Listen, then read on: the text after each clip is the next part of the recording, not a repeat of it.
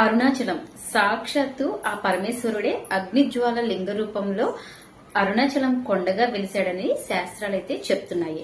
అరుణ అంటే ఎర్రటిది అని చెప్పి, అచలము అంటే కదలనటువంటిది, అరుణాచలం అంటే ఎరుపు రంగులో జ్వాలా రంగులో ఎల్లప్పుడూ కూడా ఉండేటువంటి మండుతూ ప్రకాశవంతంగా ఉండేటువంటి కొండ ఈ అరుణాచలం. అరుణాచలానికి ఇంతకు ముందు ఎంతో పేరున్నప్పటికీ కూడా చాగంటి వారి ప్రవచనాల్లో ఎక్కువ సార్లు ప్రస్తావించేసరికి మరింతగా బూస్టప్ వచ్చి అరుణాచలం మరింత ఖ్యాతిని మూటగట్టుకుంది. మరి ఈ అరుణాచలానికి ఉన్నటువంటి చరిత్ర ఏంటో ఈ రోజు వీడియోలో అయితే డిస్కస్ చేసుకుందాం. సడన్ గా అరుణాచలం గురించి ఎందుకు వీడియో చేస్తున్నారు అని అడిగితే, మేమైతే ఒక 10-15 రోజుల్లో అరుణాచలం వెళ్దాం అనుకుంటున్నాం. కాబట్టి దీనికి సంబంధించిన పూర్తి చరిత్రనైతే నేను తెలుసుకున్నాను. ఒళ్ళు గగ్గురు పొడిచే విషయాలు, అలాగే ఎన్నో మహిమలు, కథలు కూడా ప్రాచుర్యంలో ఉన్నాయి. ఇటువంటి కథల్ని గనక మన ఛానల్లో నాకు తెలిసిన నాలెడ్జ్ వరకు ప్రస్తావిస్తే బాగుంటుంది అన్న ఉద్దేశంతో అరుణాచలం చరిత్రని మీకోసమైతే నేను ప్రజెంట్ చేస్తున్నాను. అరుణాచలంలో ఉన్నటువంటి కొండ స్వయంభూగా వెలిసింది. ఇది పురాణాల ప్రకారం ఏదో 2 భూభాగాలు రాపిడి జరగడం వల్ల ఏర్పడినటువంటి కొండ కాదు, దానంతటా అదే ఒక కొండలాగా ఏర్పడింది. పురాణాల ప్రకారం దీనికి ఉన్నటువంటి కథ ఏంటో ఇప్పుడు తెలుసుకుందాం. అలాగే శాస్త్రవేత్తలు కూడా ఎన్నో పరిశోధనలు చేసిన తర్వాత వాళ్ళు చెప్పింది ఏంటి అంటే, హిమాలయాల కన్నా కూడా ఎంతో పురాతనమైనదని అరుణాచలం కొండ యొక్క విశిష్టతను చెప్పకనే చెప్పారు. ఒక రకంగా చెప్పాలి అంటే, ఈ భూమి మీద మానవులు ఉద్భవించే నాటికే అరుణాచలం కొండ ఎర్రని అగ్నిజ్వాలతో మండుతూ ఉండేదట. అప్పట్లోనే ఆదిమానవులు దీనిని ఫార్మ్ ఆఫ్ లార్డ్ శివ అని చెప్పి అనేవాళ్ళు, అంటే శివుని యొక్క ప్రతిరూపమే అని చెప్పి ఈ అరుణాచలం కొండని నమ్మేవాళ్ళు. దీని వెనుక అనేక రకమైనటువంటి స్టోరీస్ కూడా ఉన్నాయి. స్కంద పురాణం ప్రకారం అయితే మనందరికీ తెలిసిందే, ఒకసారి మహావిష్ణువుకి బ్రహ్మకి కూడా ఆర్గ్యుమెంట్ జరుగుతుంది. స్కంద పురాణం ప్రకారం బ్రహ్మ, విష్ణు, మహేశ్వరులు ఈ సృష్టిని పరిపాలిస్తూ ఉంటారు. అయితే ఒకసారి బ్రహ్మదేవునికి, విష్ణుమూర్తికి ఒక పోటీ వస్తుంది. మనలో ఎవరు గొప్ప అంటే నేను గొప్ప అంటే నేను గొప్ప అని చెప్పి ఇద్దరు కూడా వాదించుకోవడం జరుగుతుంది. ఈ బ్రహ్మ, విష్ణుమూర్తి కూడా పరమేశ్వరుని దగ్గరికి వచ్చి, ఓ పరమేశ్వర, మా ఇద్దరిలో ఎవరు గొప్ప చెప్పు అని చెప్పి అడుగుతారు. దానికి పరమేశ్వరుడు, మీ ఇద్దరిలో ఎవరు గొప్ప అని చెప్పడానికి నేను ఒక చిన్న పోటీనైతే పెడతాను. నేను ఒక మండుతున్నటువంటి అగ్నిస్తంభం రూపంలో మారిపోతాను. నా లింగానికి ఆది అంతము ఎక్కడుందో కనిపెట్టుకురండి. ఎవరైతే ముందుగా వస్తారో వాళ్లే విజేత అని చెప్పి ప్రకటిస్తాడు. దానికి సరే అన్న బ్రహ్మ, విష్ణుమూర్తి ఆది అంతము ఎక్కడ ఉందో తెలుసుకోవాలని చెప్పి బయలుదేరతారు. ఆ మండుతున్నటువంటి అగ్నిజ్వాల రూపంలో ఉన్న లింగానికి కింద వైపుకి విష్ణుమూర్తి వెళ్తే, పై భాగానికి బ్రహ్మదేవుడు వెళ్తాడు. ఎంత వెళుతున్నా సరే, ఇద్దరు ఎంత ప్రయాణం చేస్తున్నా సరే, ఆది ఏదో అంతమేదో అస్సలు తెలియట్లా. ఇదంతా ఆ పరమేశ్వరుని మాయ అని చెప్పి నమ్మిన విష్ణుమూర్తి పరమేశ్వరుని ముందు వెళ్లి, నేను ఓడిపోయాను మహాప్రభు అని చెప్పి ఓటమిని అంగీకరిస్తాడు. కానీ బ్రహ్మమూర్తి ఆది ఏదో తెలుసుకోవడానికి పైకి వెళ్తున్నప్పుడు మొగలి పువ్వు అలాగే గోమాత ఎదురొస్తాయి. అప్పుడు బ్రహ్మదేవుడు ఏం చెప్తాడంటే, నేనెంతో ప్రయాణం చేసి అలసిపోయి ఉన్నాను, ఈ లింగానికి ఆది ఎక్కడో కనుక్కోలేకపోతున్నాను, కాబట్టి పరమేశ్వరునితో నేను కనుక్కున్నానని చెప్తాను, దానికి సాక్ష్యాలుగా మీ ఇద్దరు రావాలి అని చెప్పి వాళ్ళిద్దరిని తీసుకెళ్లి పరమేశ్వరుని దగ్గరికి తీసుకువెళ్తాడు. మొగలి పువ్వు కూడా బ్రహ్మదేవుడు కనుక్కున్నాడని చెప్పి అబద్ధపు సాక్ష్యం చెప్తుంది. ఆవు అయితే తలతోనేమో అవును అని చెప్పి, తోకనేమో కాదు అని చెప్తున్నట్లుగా ఊపుతుందన్నమాట. దానికి పరమేశ్వరుడు తన జ్ఞాననేత్రంతో ఏం జరిగిందో తెలుసుకొని, ఇంత అబద్ధపు సాక్ష్యాలతో గెలవాలి అనుకున్నావు కాబట్టి భూలోకంలో ఇక నుంచి నీకెక్కడ కూడా గుళ్ళు గోపురాలనేవి ఉండవు, పూజల్ని అందుకోవు అని చెప్పి శపిస్తాడు. అందువల్లనే భూలోకంలో ఎక్కడా కూడా బ్రహ్మదేవునికి గుళ్ళు గోపురాలనేది ఉండవు. చాలా తక్కువగా ఉన్నా సరే ఎక్కువ మంది బ్రహ్మదేవుని పూజించడానికి అంతగా ఇంట్రెస్ట్ చూపించరు. ఇక మొగలి పువ్వుని నువ్వు ఏ రోజైతే అబద్ధం చెప్పావే ఆ రోజే పూజకి పనికిరాని పుష్పంగా మిగిలిపోతావు, పూజలో నిన్ను ఎట్టి పరిస్థితుల్లోనూ వాడరు అని చెప్పి శాపాన్ని ఇస్తాడు. ఇక గోమాతకు వచ్చేసరికి, తలతో అబద్ధం చెప్పావు, తోకతో నిజం చెప్పావు కాబట్టి నీ యొక్క పృష్ఠభాగాన్ని పూజిస్తే మాత్రమే ప్రతిఫలం దక్కుతుంది అని చెప్పి ఆవుకు కూడా శాపాన్ని పెడతాడు. అందుకే ఎక్కువ మంది ఆవు యొక్క పృష్ఠభాగానికి చూసి నమస్కారం చేస్తూ ఉంటారు. అలాగే పురాణాల ప్రకారం మరొక కథ కూడా మనుగడలో ఉంది. అదేంటి అనంటే, ఒకసారి కైలాస పర్వతం పైన పార్వతీ పరమేశ్వరులు మంచి ఏకాంత సమయంలో ఉండగా సరదా కోసం పార్వతీదేవి ఆ మహాదేవదేవుని కళ్ళు మూస్తుందట. అలా మూయగానే ప్రపంచం మొత్తం కూడా చిమ్మ చీకట్లు కమ్ముకొని ఏమీ కనిపించని అంధకారంలోకి వెళ్తుందట. దానికి వెంటనే పార్వతీదేవి భయపడి, స్వామి నేనెంతో అపరాధాన్ని చేశాను, ఈ నా తప్పుని క్షమించండి అని చెప్పి వెళ్లిపోయి అరుణాచలం పర్వతం ఉన్నటువంటి ప్లేస్ కి వచ్చి ఘోరమైనటువంటి తపస్సును చేస్తుంది. అప్పుడు ఆ పరమేశ్వరుడు ప్రత్యక్షమయ్యి పార్వతీదేవి యొక్క తపస్సుకి మెచ్చి అక్కడే అగ్నిజ్వాల రూపంలో, లింగ రూపంలో ప్రజ్వరిల్లుతూ ఉంటాడు. ఇది పురాణాల ప్రకారం ప్రాచుర్యంలో ఉన్నటువంటి మరొక కథ. మరి అప్పటి నుంచి అగ్నిజ్వాల రూపంలో మండుతున్నటువంటి ఆ కొండ ఇప్పుడు ఎందుకు నార్మల్గా కనిపిస్తుంది అని అంటే, స్టార్టింగ్లో కృతయుగం సత్యయుగంలో ఈ కొండ పెద్ద జ్యోతిలా వెలుగుతూ ఉండేదట. అందరూ కూడా అది దేవుని రూపం అని చెప్పి నమ్ముతూ ఉండేవారు. రాను రాను త్రేతాయుగంలో బంగారు పర్వతంగా ఏర్పడింది. మళ్ళీ ద్వాపర యుగం వచ్చేసరికి ఒక రాగి పర్వతంగా మార్పు చెందిందట. చివరికి ఇప్పుడు కలియుగంలో ఒక శిలరూపంగా మారి మనకి ఒక సాధారణ కొండలాగా కనిపిస్తుంది. నిజానికి ఇది ఒక అగ్ని స్వరూపం. ఈ స్టోరీ అంతా ఓకే, మరి అసలు టెంపుల్ కట్టారు కదా, ఆ టెంపుల్ ఇంత పాపులర్ అవ్వడానికి రీజన్స్ ఏంటో మనం ఇప్పుడు తెలుసుకుందాం. కొన్ని శతాబ్దాల క్రితం మనం చదువుకున్నాం కదా హిస్టరీలో, మన భారతదేశంలో చోళులకు అత్యంత ప్రసిద్ధమైనటువంటి స్థానం ఉంది. ఈ చోళరాజులు చాలా పవర్ఫుల్ కింగ్స్ అన్నమాట. వీళ్ళే మొట్టమొదటిసారిగా అరుణాచలం కొండ దగ్గర ఉన్నటువంటి టెంపుల్ని డెవలప్ చేశారు.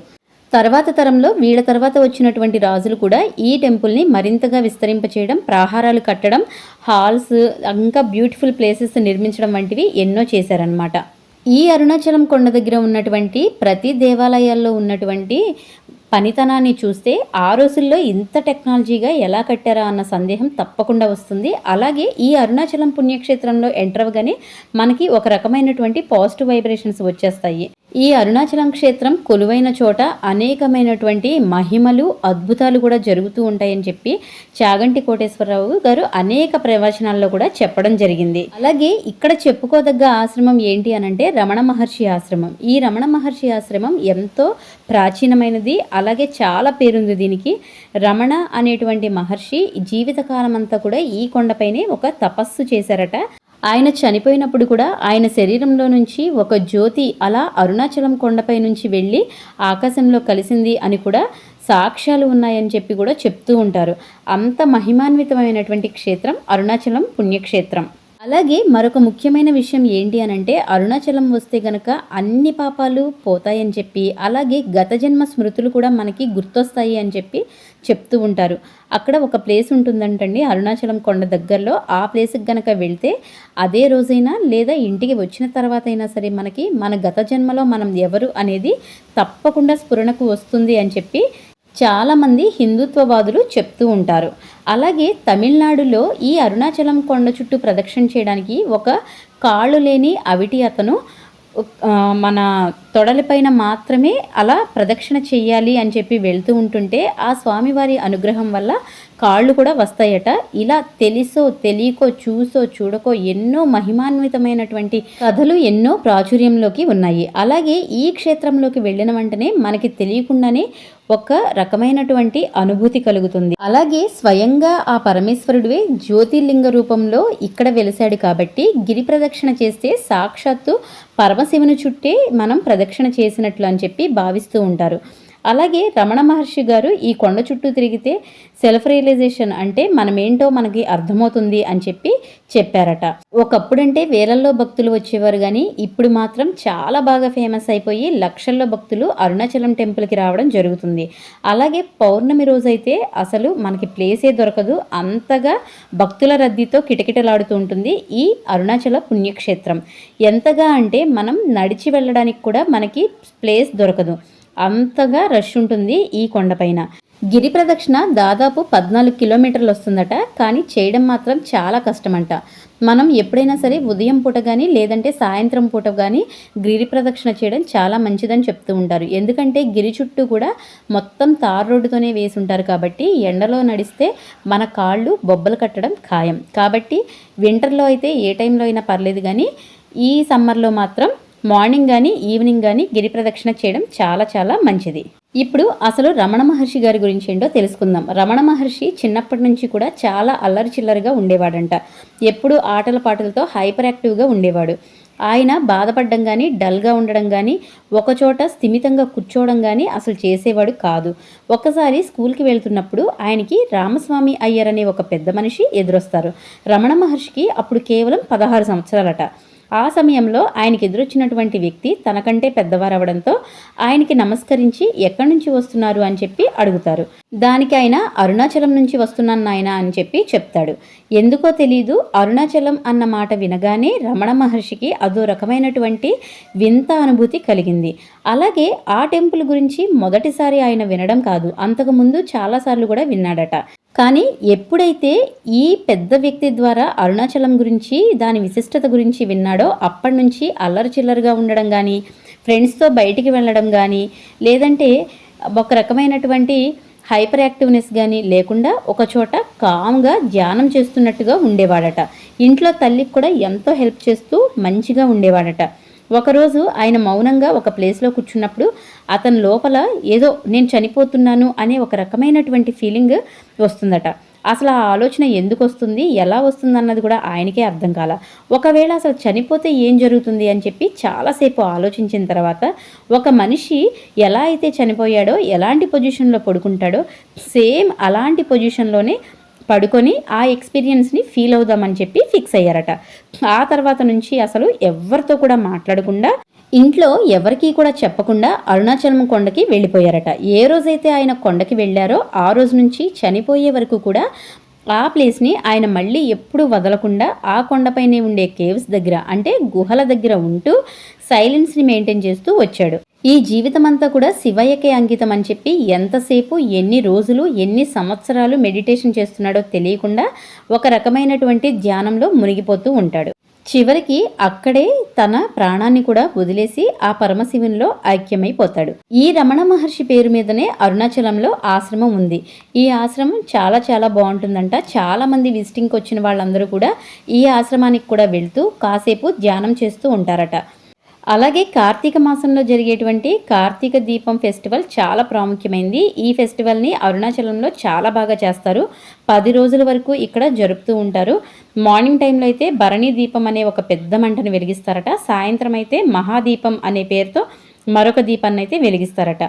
దీనికి అర్థం ఏంటంటే పరమశివుడు వెలుగు రూపంలోనే, జ్యోతి రూపంలోనే ఇంకా ఇక్కడే ఉన్నాడు అని చెప్పి భక్తుల విశ్వాసం. ఇదండి అరుణాచలం గురించి నేను తెలుసుకున్న ఇన్ఫర్మేషన్ అయితే ఈరోజు ఈ వీడియోలో మీ ముందు ఉంచుతున్నాను. ఇంకొకటి ఏంటి అనంటే పరమేశ్వరుడు కూడా అర్ధనారీశ్వరుడిగా రూపాంతరం చెందింది కూడా ఈ అరుణాచలం పుణ్యక్షేత్రంలో అని చెప్పి భక్తులు నమ్ముతూ ఉంటారు. ఎందుకంటే పార్వతీ పరమేశ్వరులు అర్ధనారీశ్వరుడుగా, అంటే సగం పరమశివుడు సగం పార్వతీదేవి, ఆ రూపాన్ని పొందింది కూడా ఈ అరుణాచలం పుణ్యక్షేత్రంలోనట. ఎటు నుంచి ఎటు చూసినా సరే ఈ అరుణాచలం పుణ్యక్షేత్రం అనేది ఎన్నో తరాల ముందు నుంచి, అంటే మనుషులు పుట్టక ముందు నుంచే ఏర్పడిందని చెప్పి శాస్త్రవేత్తలు కూడా నిగ్గు తేల్చారు.